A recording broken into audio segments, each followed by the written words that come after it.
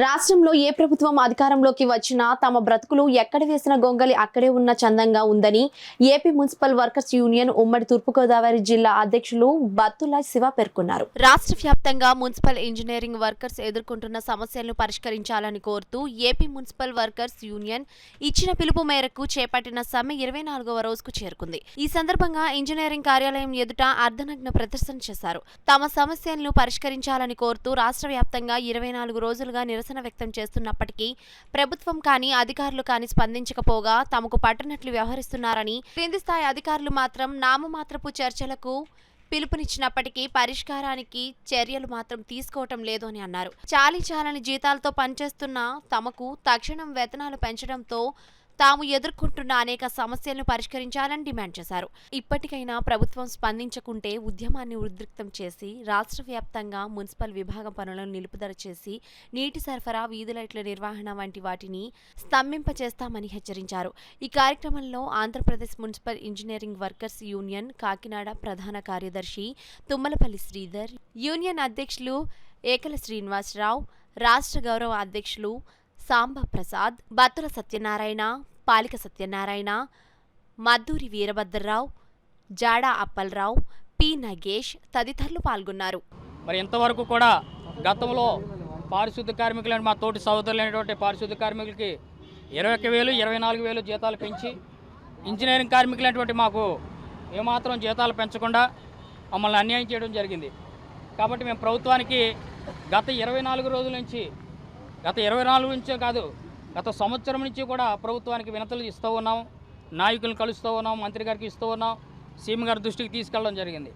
అయినా సరే ఇంజనీరింగ్ కార్మికుల విషయంలో ప్రభుత్వం ఎలాంటి సానుకూల దృక్పథాన్ని వ్యక్తం చేయకపోతూ ఉంటాం. ఆంధ్ర రాష్ట్రంలో ఆంధ్రప్రదేశ్ మున్సిపల్ ఇంజనీరింగ్ వర్కర్స్ ఇచ్చిన పిలుపు మేరకు 24 రోజుల నుంచి సమ్మెలో కొనసాగడం జరుగుతుంది.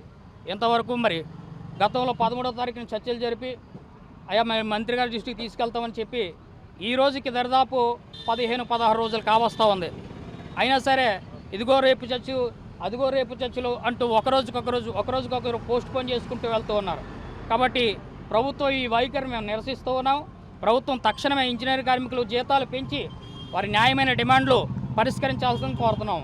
లేని పక్షాన మేము ఈ ఉద్యమాన్ని మరింత ఉధృతం చేసి నెల రోజులైనా, 2 నెలలైనా, 3 నెలలైనా సరే ప్రభుత్వం మా డిమాండ్లు నెరవేర్చేంత వరకు కూడా ఈ సమ్మెను కొనసాగిస్తామని, దీన్ని మరింత ఉధృతం చేస్తామని, ఇది రాష్ట్ర వ్యాప్తంగా వ్యాపితం చేస్తామని ప్రభుత్వానికి తెలియజేస్తాం. అనే పద్ధతిలో మేము పనిచేస్తున్నామండి. ఈ పద్ధతిలో చేస్తున్నాం కాబట్టి మాకు సంక్షేమ పథకాలు కూడా ఇవ్వటం లేదండి. ఈ 13,000 రూపాయలతోటే ఇన్ని సంవత్సరాల నుంచి మేము పనిచేస్తున్నామండి. మేము కొత్తగా జాయిన్ అయిన వాళ్ళందరికీ కూడా 20,000, 21,000, 24,000 ఇస్తున్నారండి. మా తోటి కార్మికులు కూడా 21,000, 24,000 ఇస్తున్నారండి. ఒక ఇంజనీరింగ్ సంస్థలో పనిచేస్తున్న, అది water supply, street lighting, park మజీర్స్, డేటా ఆపరేషన్లు అందరికి కూడా 13,000 రూపాయలు ఇస్తున్నారండి. ఓన్లీ ఇంజనీరింగ్ సంస్థలో పనిచేస్తున్న వాళ్ళకి జీతాలు పెంపుదల లేదండి.